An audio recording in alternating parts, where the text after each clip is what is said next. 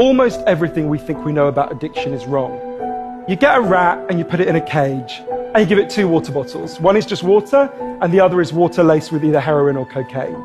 If you do that, the rat will almost always prefer the drugged water and almost always kill itself quite quickly. In the 70s, Professor Alexander comes along and he looks at this experiment and he noticed something. We're putting the rat in an empty cage. It's got nothing to do except use these drugs. Let's try something a bit different.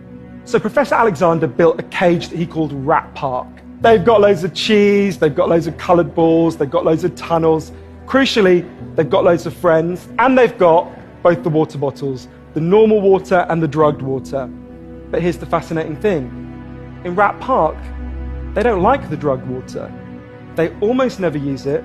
You go from almost 100% overdose when they're isolated to 0% overdose when they have happy and connected lives. What if addiction isn't about your chemical hooks? What if addiction is about your cage?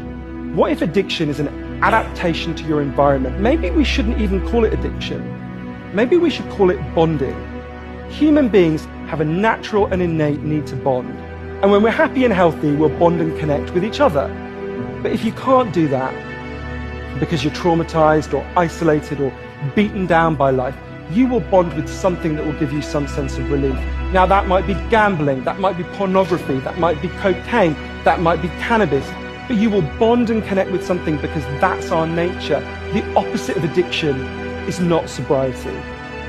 The opposite of addiction